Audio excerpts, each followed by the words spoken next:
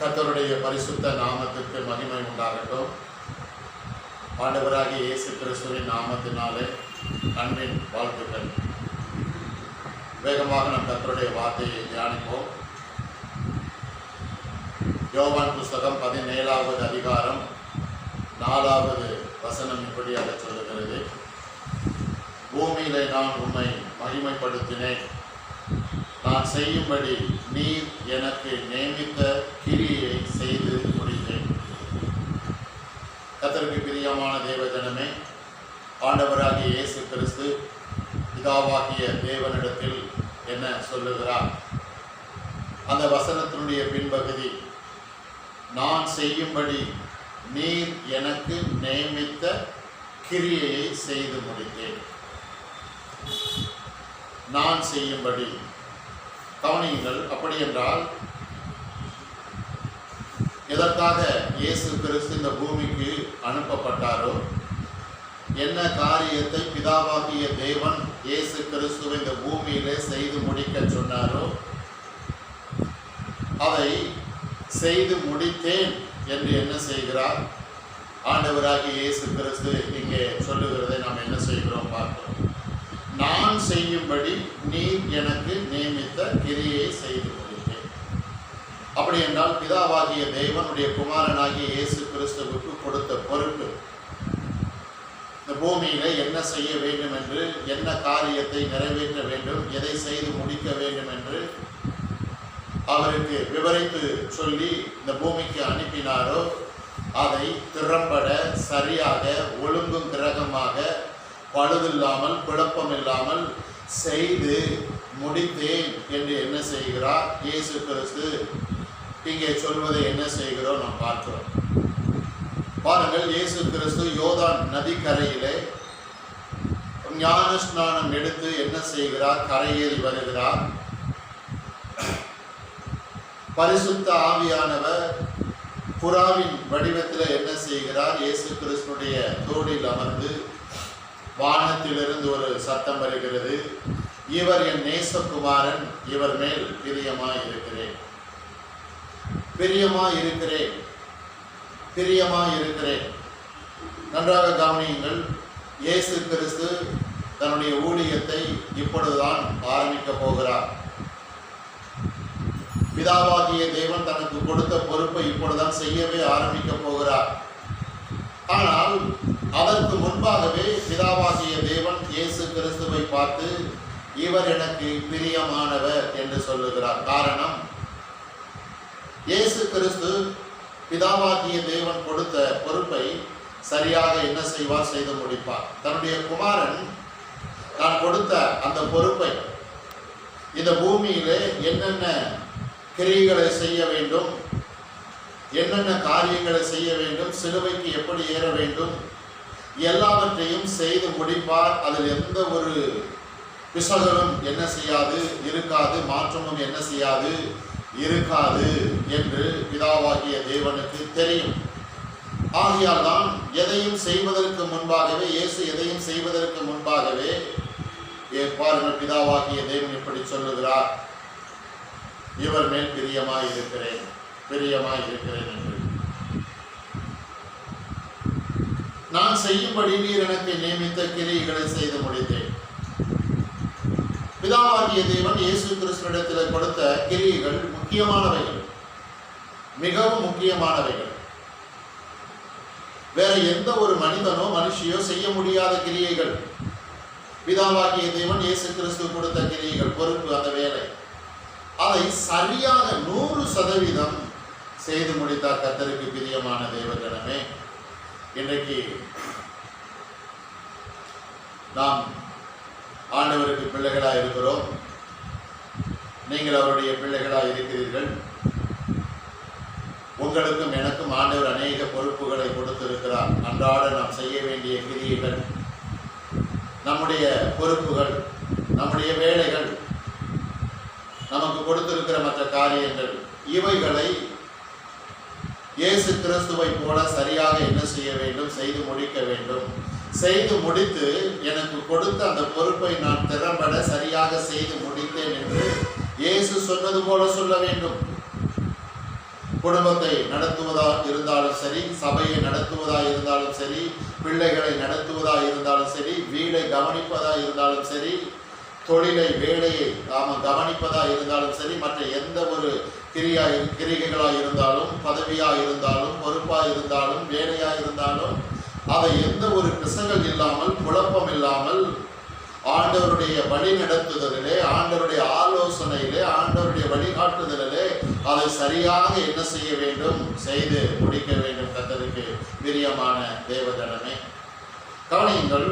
இயேசு கிறிஸ்து பிதாவாகிய தேவனுடைய நடத்துதலிலே, பிதாவாகிய தேவனுடைய ஆலோசனையிலே, பிதாவாகிய தேவனுடைய வழிகாட்டுதலிலே அவர் அன்றாடம் செய்ய வேண்டிய காரியத்தை எல்லாம் சரியாக என்ன செய்தார், செய்து முடித்தார். இறுதியில் சிலுவையும் சரியாக செய்து முடித்தார்.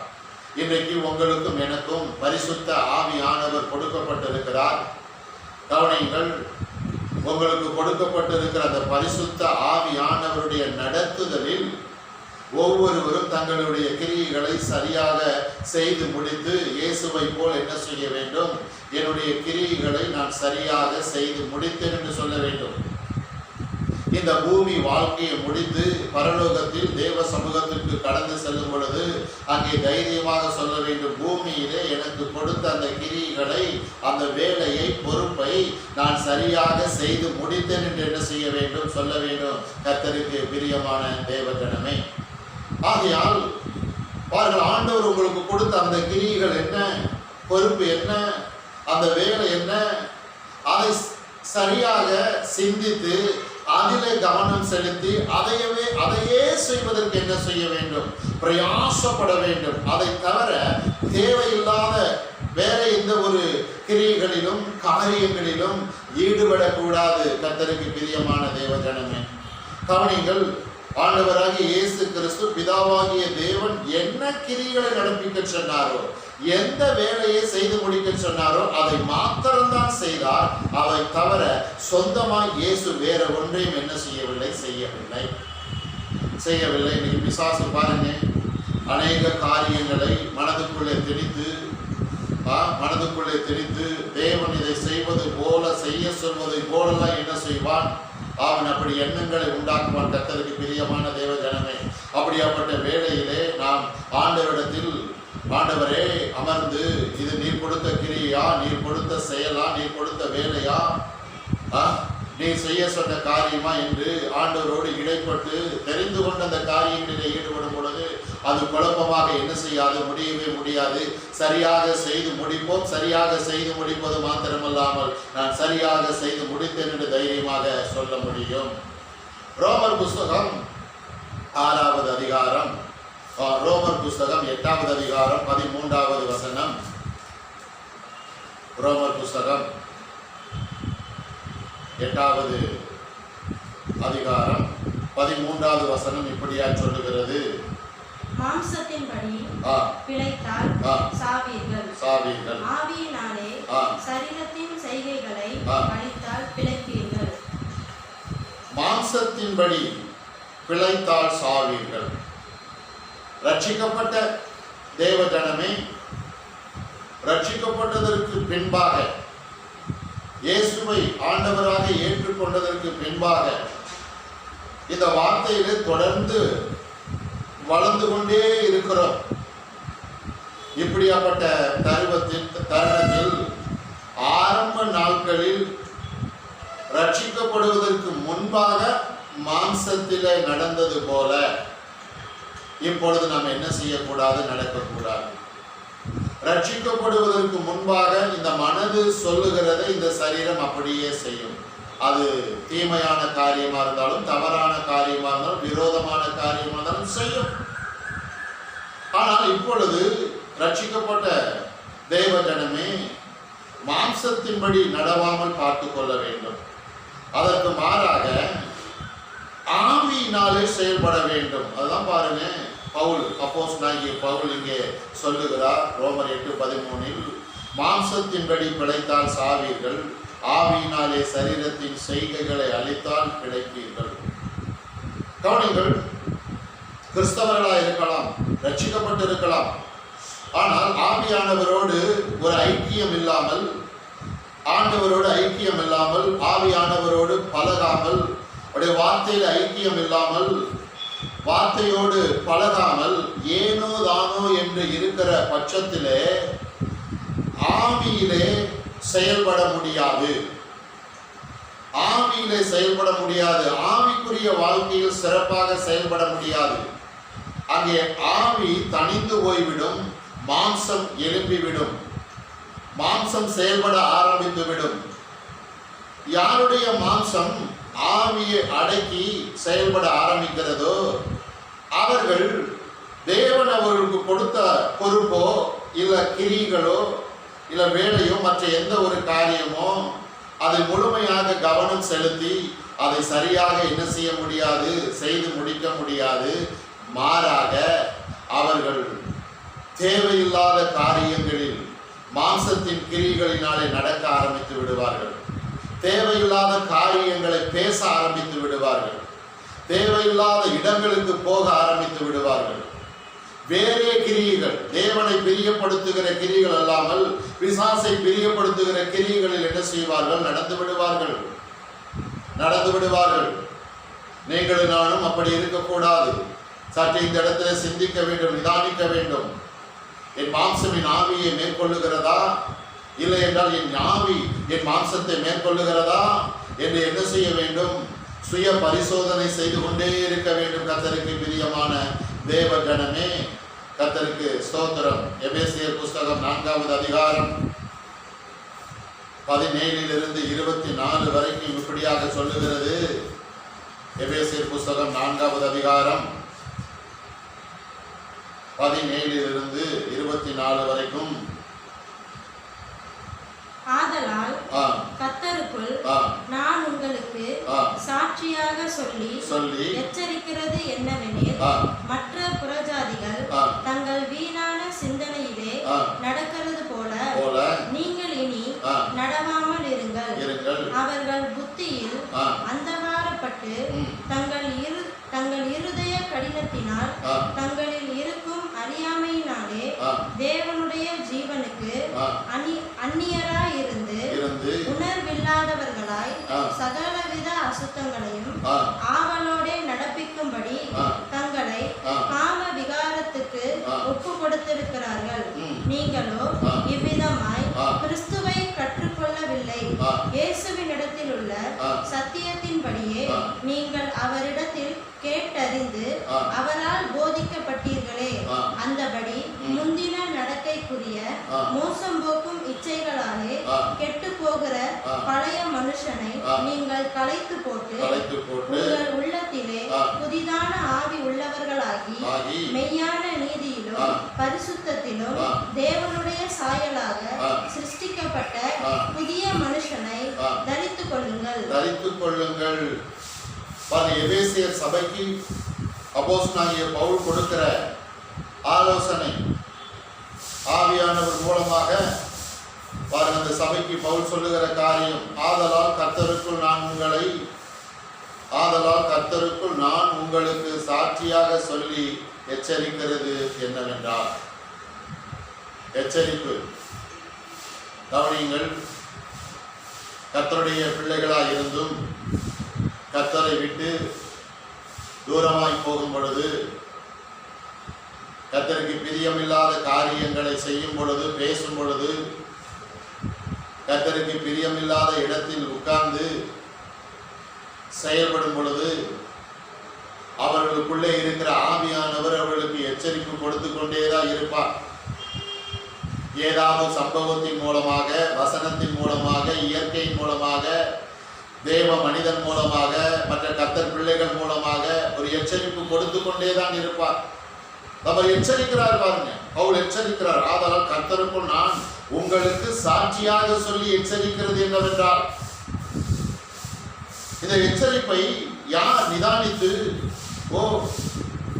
நம்முடைய மாம்சத்தை நாம் என்ன செய்கிறோம், செயல்பட விடுகிறோம், நம்முடைய கிரியைகள் தவறாய் போகிறது, இது தேவனை பிரியப்படுத்துவது போல் இல்லை என்று தங்களை சரி செய்து உடனே ஆண்டவருக்குள் திரும்புகிறார்களோ அவர்கள் மீண்டு விடுவார்கள். அவர்கள் புத்தியில் அந்தகாரப்பட்டு தங்கள் இருதய கடினத்தினால் தங்களில் இருக்கும் அறியாமையினாலே தேவனுடைய ஜீவனுக்கு அந்நியராயிருந்து, அவர்கள் புத்தியில் அந்தகாரப்பட்டு, புத்தியில் மனதை புதிதாக்காமல். கர்த்தருடைய பிள்ளைகள் ஒவ்வொரு நாளும் மனதை வசனத்தினாலே புதிதாக்கி கொண்டே இருக்க வேண்டும். ரட்சிக்கப்பட்டு விட்டோம், இதோடு எல்லாம் முடிந்து விட்டது என்று நினைக்கக்கூடாது. ஏனென்றால் இந்த மனது விழுந்து போன மனது. விழுந்து போன மனதை தான் இயேசு கல்வாரி சிலுவையின் மூலமாக தூக்கி நிறுத்தி இருக்கிறார். மறுபடியுமாக இந்த மனது விழுகாமல் இருப்பதற்கு நாம் என்ன செய்ய வேண்டும்? இந்த மனதை தேவனுடைய வார்த்தையிலே பழக வேண்டும், பழக்கப்படுத்தி கொண்டே இருக்க வேண்டும். தேவனுடைய வார்த்தையில அந்த மனதை என்ன செய்ய வேண்டும்? ஆத்துமாவை நடத்தி கொண்டே இருக்க வேண்டும். அப்படி நடத்தினால் மனது என்ன செய்யும்? புதிதாகி கொண்டே இருக்கும். மனது வெளிச்சமாயிருக்கும். அங்கே அந்தகாரம் வராது. அவர்கள் புத்தியில் அந்தகாரப்பட்டு, அப்படி என்றால் இதை செய்ய தவறினால் அவள் புத்தியில் அந்தகாரம் வந்துவிடும். அந்தகாரம் வரும் பொழுது இருதயம் கடினப்பட்டு விடும். சூடுண்ட இருதயம் வந்துவிடும். இருதயம் கடினப்பட்டு இருக்கும் அறியாமையினாலே தேவனுடைய ஜீவனுக்கு அந்நியராயிருந்து. கர்த்தருடைய பிள்ளைகள் என்று சொல்லிக் கொள்ளுவார்கள், கிறிஸ்தவர் என்று சொல்லிக் கொள்வார்கள், ஆலயத்துக்கு போவோம் என்று சொல்லிக் கொள்வார்கள். இருதயத்தின் அளவிலே, மனதின் அளவிலே, அவருடைய செய்கைகளின் அளவிலே தேவனை விட்டு தூரமாக இருப்பார்கள். தேவனை விட்டு தூரமாக இருக்கும் பொழுது தேவனுக்கு பிரியமான காரியத்தை செய்து முடிக்க முடியாது. தேவனுக்கு பிரியமான காரியத்தை நான் செய்து முடித்தேன் என்று தைரியமாகவும் சொல்ல முடியாது. 19வது வசனம், உணர்வில்லாதவர்களாய் சகலவித அசுத்தங்களையும் ஆவலோடு நடப்பிக்கும்படி தங்கள் காம விவகாரத்துக்கு ஒப்பு கொடுத்திருக்கிறார்கள். உணர்வில்லாதவர்களாய், உணர்வில்லாதவர்களாய். கவனிங்கள், இயேசு எப்பொழுதும் பிதாவாகிய தேவனோடு ஐக்கியப்பட்டிருந்தார். பிதாவாகிய தேவனை விட்டு பிரியவே இல்லை. பிதாவாகிய தேவனை விட்டு அவர் எப்பொழுது பிரிந்தார் என்றால், கல்வாரி சிலுவையில் ஒட்டுமொத்த பாவத்தையும் தன் மேலே சுமத்தின பொழுது, பாவத்தின் முழு ரூபமாய் தொங்கும் பொழுது அவர் என்ன செய்தார்? பிதாவை விட்டு தனிமைப்படுத்திருந்தார். என் தேவனே, என் தேவனே, ஏன் என்னை கைவிட்டு? ஏனென்றால் இயேசுவின் மேலே ஒட்டுமொத்த பாவம் இருக்கிறது. பிதாவாகிய தேவன் இயேசுடைய முகத்தை பார்க்கவில்லை, முகத்தை திருப்பி கொண்டார். இருவருக்கும் இருக்கிற அந்த ஐக்கியம் என்ன செய்தது? பாதிக்கப்பட்டிருந்தது. அந்த சிறிது நேரம். கவனிங்கள், கர்த்தருடைய பிள்ளைகள் ஆண்டவரோடு ஐக்கியப்படாமல், ஆண்டவருடைய நடத்துதலிலே போகாமல், அவருடைய ஆலோசனையிலே நடக்காமல், அவருடைய போதகத்திலே கடைபிடிக்காமல் இருந்தால் உணர்வில்லாதவர்களாய் ஆகிவிடுவார்கள்.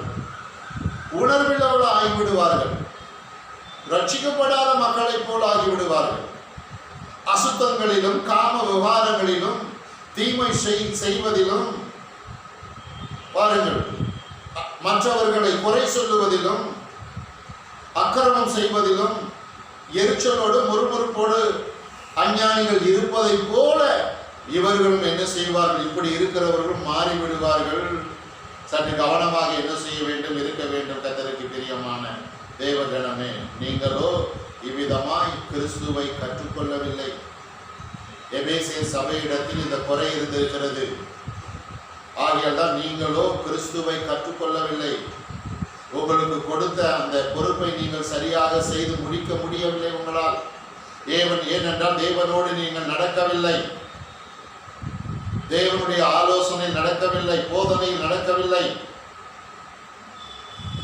இயேசுவினிடத்தில் உள்ள சத்தியத்தின்படி நீங்கள் அவரிடத்தில் கேட்டறிந்து அவரால் போதிக்கப்பட்டீர்களே. ரட்சிக்கப்பட்ட ஆரம்ப நாட்கள்ல இயேசு கிறிஸ்துவிட்ட கேட்டு சத்தியத்துல வளர்ந்தீங்க, பலப்பட்டீங்க. 21வது வசனம் அப்படி சொல்லுது.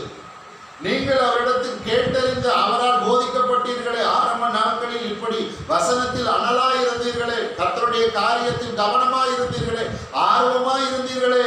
இப்பொழுது உங்கள் ஆர்வம் எங்கே? உங்களுடைய விருப்பம் எங்கே? கர்த்தர் மேல் உங்க ஆர்வம் எங்கே? விருப்பம் எங்கே? இப்பொழுது ஏன் உங்களால் கர்த்தருடைய சத்தியத்தை கேட்க முடியவில்லை? அவருடைய போதனையை ஏற்றுக்கொள்ள முடியவில்லை? மனம் திரும்புதல் மிகவும் அவசியம். நீதிமான் விழுந்தாலும் எழுவான் என்று எழுதியிருக்கிறது.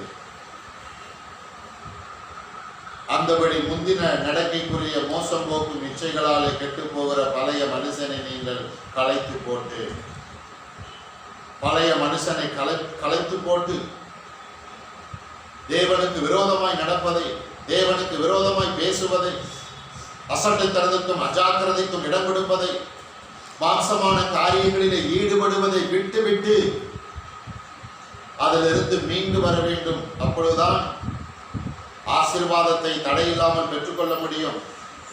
ஒருவேளை பாருங்கள், ஆசீர்வாதம் தடைபடாமல் இருக்கும். உங்கள் உள்ளத்திலே புதிதான ஆவி உள்ளவர்களாகி, நீதிமான் விழுந்தாலும் எழுவான், நீதிமான் விழுந்தாலும் தள்ளுண்டு போவது இல்லை. ஆகையால் உங்கள் உள்ளத்திலே புதிதான ஆவி உள்ளவர்களாகி, ஆகையால் கர்த்தருக்கு பிரியமான தேவ ஜனமே, கர்த்தருக்கு விரோதமான காரியங்களை செய்வதை விட்டுவிட்டு, கர்த்தருடைய பிள்ளைகளுக்கு விரோதமாய் செய்வதை விட்டுவிட்டு, ஊழியக்காரனுக்கு விரோதமாய் செய்வதை, விரோதமாய் பேசுவதை விட்டுவிட்டு, இன்னும் அநியாயம் அக்கிரமத்திலே உட்படாமல் கர்த்தருக்கு அடுத்த காரியத்திலே கவனம் செலுத்துவதில் என்ன செய்ய வேண்டும்? வைராக்கியமாக இருக்க வேண்டும். தேவன் சொல்வதை செய்ய வேண்டும். தேவன் சொல்லாததை என்ன செய்யக்கூடாது? செய்யக்கூடாது. மொத்தத்தில் ஆண்டவருக்கும் வார்த்தைக்கும் என்ன செய்ய வேண்டும்? கீழ்ப்படிய வேண்டும். கர்த்தருக்கும் கர்த்தருடைய வார்த்தைக்கும் கீழ்ப்படுகிறவர்களுக்கு ஆசீர்வாதம் தடைபடாது. அவருடைய ஆசீர்வாதத்தை பிசாசு தடுத்து நிறுத்த முடியாது. அவருடைய நன்மையும் அவருடைய வளர்ச்சியும் முன்னேற்றத்தையும் பிசாசு தடுத்து நிறுத்த முடியாது. நன்றாக கவனியுங்கள். உங்களுடைய மாம்ச புயத்தினாலே, உங்க மாம்ச திறமையினாலே, உங்களுடைய அறிவினாலே, உங்களுடைய படிப்பினாலே நீங்கள் எல்லாவற்றையும் சரியாக செய்து முடித்து விடலாம் என்று நினைத்தால் அப்படி நடக்காது. கடைசி வரைக்கும் அப்படி செய்ய முடியாது. கவனியுங்கள். கர்த்தருக்கு ஸ்தோத்திரம். மெய்யான நீதியிலும் பரிசுத்தத்திலும் தேவனுடைய சாயலாக சிருஷ்டிக்கப்பட்ட புதிய மனுஷனை தரித்துக் கொள்ளுங்கள். ஆகையால் கர்த்தருடைய வார்த்தையை கேட்டுக்கொண்டிருக்கிற தேவ ஜனமே, நீங்கள் ஆண்டவருடைய மெய்யான அந்த நீதியிலும், நீதி என்றால் தேவனுக்கு முன்பாக போய் தைரியமாக நிற்பது. தேவனுக்கு முன்பாக தைரியமாக நிற்க வேண்டும் என்றால் ஒவ்வொரு நாளும் கர்த்தருக்குள் தங்களை சரி செய்து கொண்டே வருவது. யார் கர்த்தர் கொடுத்த அந்த பொறுப்பை சரியாக செய்து முடிப்பார்கள், யார் தன்னுடைய கிரியைகளை சரியாக செய்து முடிப்பார்கள் என்றால் தேவனுக்கு முன்பாக தைரியமாக நிற்பதற்கு தங்களை தகுதிப்படுத்திக் கொண்டிருப்பவர்கள். மெய்யான நீதியிலும் பரிசுத்தத்திலும், பரிசுத்தம் ரொம்ப தேவை. பரிசுத்தத்திலும், இருதயத்தில் பரிசுத்தம், மனதில் பரிசுத்தம், சரீரத்தின் செயல்பாடுகளில் பரிசுத்தம், பேசுகிற பேச்சிலே பரிசுத்தம், பார்வையிலே பரிசுத்தம், நடக்கையிலே பரிசுத்தம், மெய்யான நீதியிலும் பரிசுத்தத்திலும் தேவனுடைய சாயலாக சிருஷ்டிக்கப்பட்ட புதிய மனுஷனை தரித்துக் கொள்ளுங்கள். மறுபடி தேவனுடைய சாயலாக மாறிவிடலாம். புதிய மனிதனை தரித்துக் கொள்ளலாம், புதிய மனுஷியை தரித்துக் கொள்ளலாம். இங்கே சரியாக என்ன செய்ய வேண்டும்? யோசித்து சிந்தித்து தீர்மானம் எடுக்க வேண்டும். வாழ்க்கையில் முன்னேறுவதற்கும், வாழ்க்கையில் ஆசீர்வதிக்கப்படுவதற்கும், வாழ்க்கையில் நல்ல நிலைமைக்கு வருவதற்கும் கர்த்தரும் கர்த்தருடைய வார்த்தையும் அவசியம். கர்த்தர் இல்லாமலும் கர்த்தருடைய வார்த்தை இல்லாமலும் பிரச்சனைகள் மேற்கொள்ள முடியாது, உபத்திரவங்களை மேற்கொள்ள முடியாது, வாழ்க்கையில் மாற்றத்தை பார்க்க முடியாது. அப்போஸ்தலர் நடபடிகள் 22வது அதிகாரம் 10வது வசனம் இப்படியாக சொல்லுகிறது. அப்போஸ்தலர் 22:10 இப்படியாக சொல்லுகிறது. அப்பொழுது நான், ஆண்டவரே, நான் என்ன செய்ய வேண்டும் என்றேன். அதற்கு கர்த்தர், நீ எழுந்து தமஸ்குவுக்கு போ, நீ செய்யும்படி நியமிக்கப்பட்டதெல்லாம் அங்கே உனக்கு சொல்லப்படும் என்றார். கவனிங்கள். அப்போஸ்தலர் 22:10 அப்பொழுது நான், ஆண்டவரே, நான் என்ன செய்ய வேண்டும் என்றேன். அதற்கு கர்த்தர், நீ எழுந்து தமஸ்குவுக்கு போ, நீ செய்யும்படி நியமிக்கப்பட்டதெல்லாம் அங்கே உனக்கு சொல்லப்படும், அங்கே உனக்கு சொல்லப்படும்.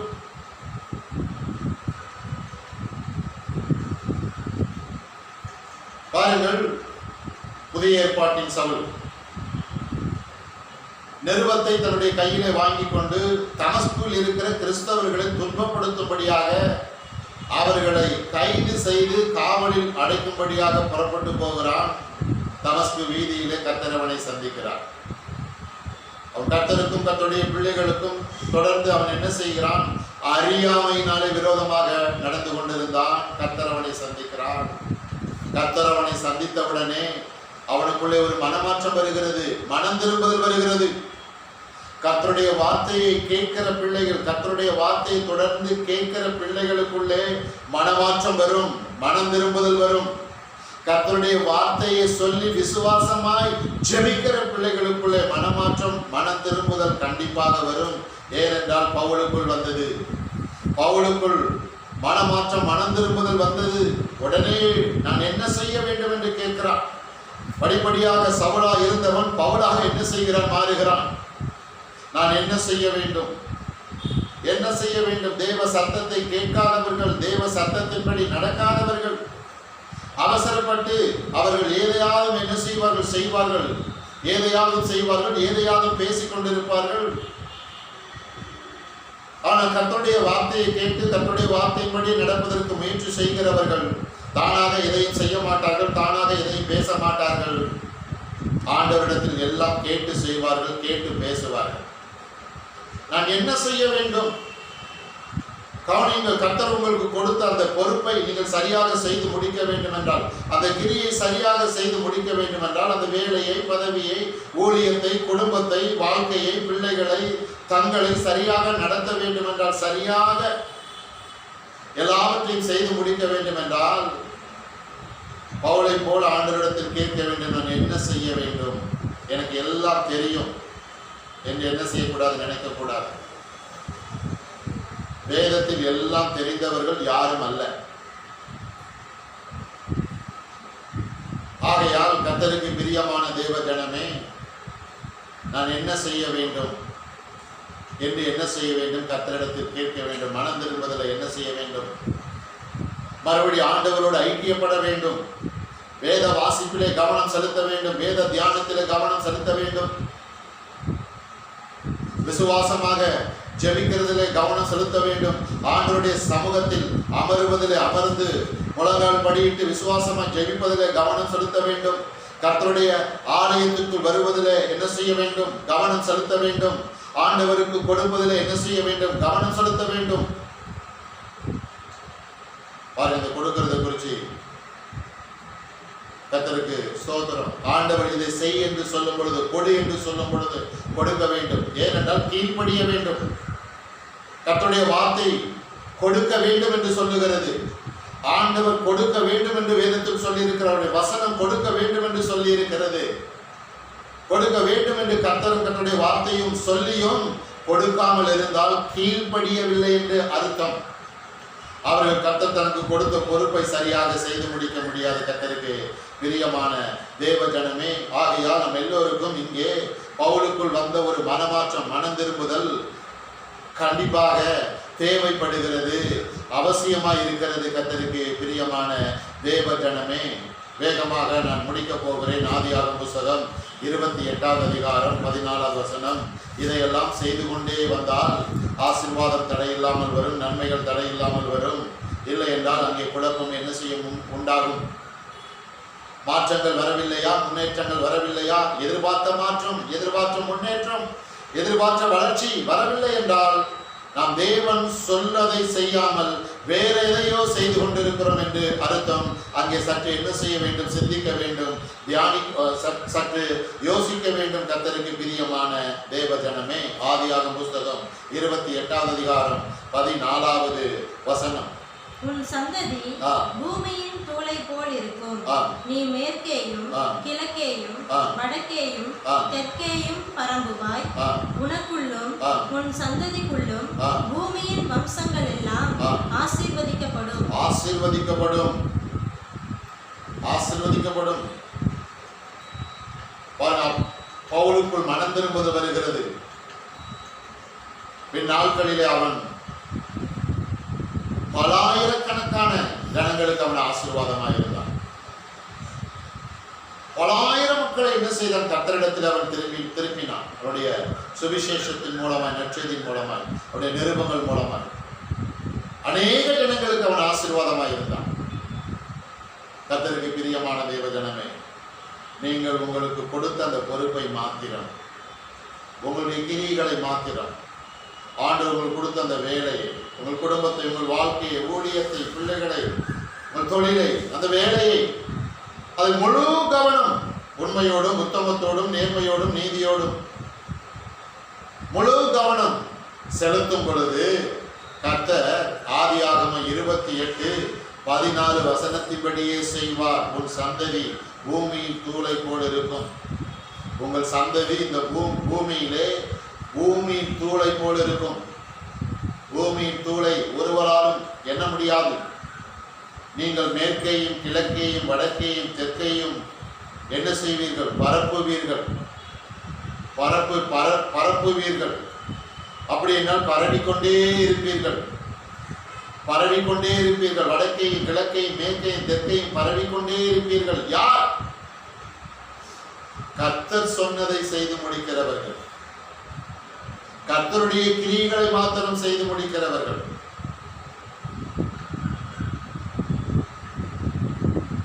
உன் சந்ததிக்குள்ளும் பூமியின் வம்சங்கள் எல்லாம் ஆசீர்வதிக்கப்படும்.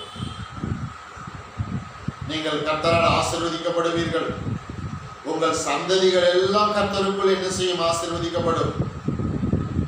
உங்கள் ஆசீர்வாதம் தடைப்படாது, உங்கள் நன்மை தடைப்படாது, உங்கள் வளர்ச்சி தடைப்படாது, உங்கள் உயர்வு முன்னேற்றம் தடைப்படாது. கர்த்தருக்கு பிரியமான தேவ ஜனமே, தொடர்ந்து நாம் என்ன செய்ய வேண்டும்? நம்முடைய பொறுப்பு என்ன? கர்த்தர் நமக்கு கொடுத்த பொறுப்பு என்ன? நம்முடைய கிரியை என்ன? அதை என்ன செய்ய வேண்டும்? சிந்திக்க வேண்டும், யோசிக்க வேண்டும். மறுபடி அதில் என்ன செய்ய வேண்டும்? கவனம் செலுத்த வேண்டும். அதிலே ஓட வேண்டும். அப்படி செய்யும் பொழுது நிச்சயமாக ஆதியாகமம் 28:14 வசனம் நிறைவேறி ஆகும். கர்த்தர் தாமே உங்களை ஆசீர்வதிப்பாராக. ஆமென்.